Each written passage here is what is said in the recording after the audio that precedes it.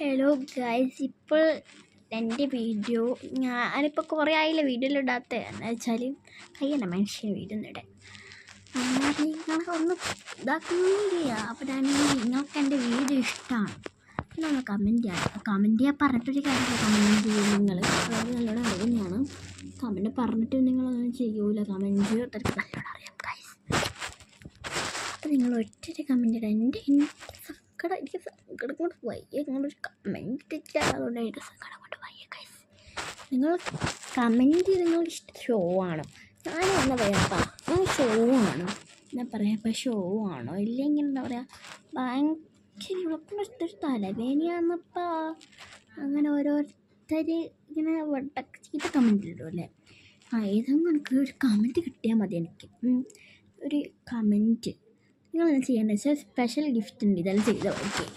ഞാനത് give away ആയിട്ട് കാരണം കൊടുക്കുന്നില്ല. ശരി കൊടുക്കുന്നത് വെച്ചാൽ ഞാൻ വേറെ ഒരു വീട്ടിൽ അപ്ലൈ ചെയ്യാം. അതെങ്ങനെയാണ് കൊടുക്കുന്നതെന്നല്ല അത് ഞാൻ പറയാം. എന്താ ചെയ്യേണ്ടതെന്ന് വെച്ചാൽ എൻ്റെ ജീന എന്ന് പറഞ്ഞ ഒരു ഇതുണ്ട് യൂട്യൂബ് ചാനൽ, അതിനകത്തോട്ട് നിങ്ങൾ ഷെയറും ലൈക്കും സബ്സ്ക്രൈബും ഷെയറും ചെയ്യണം. പിന്നെ അത് കഴിഞ്ഞിട്ടാണ് മെയിനായിട്ട് ഒന്ന്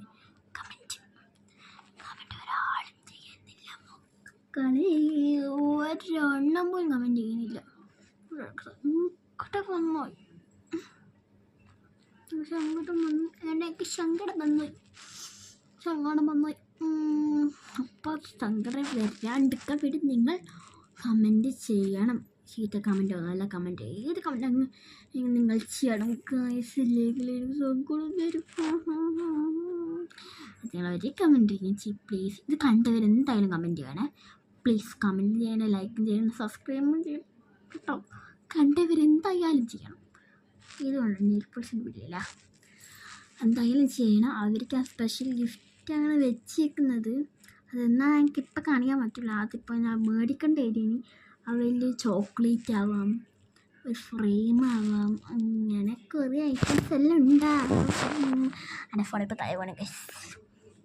സോറി, എൻ്റെ അല്ല അമ്മേൻ്റെ ആണ്. അപ്പം നിങ്ങൾ ഞാൻ പറഞ്ഞ പോലെ ചെയ്യണം. ഓക്കെ ഗൈസ്, ഇത്രയുള്ള ഒരു ലവ് ആൻഡ് ബൈ.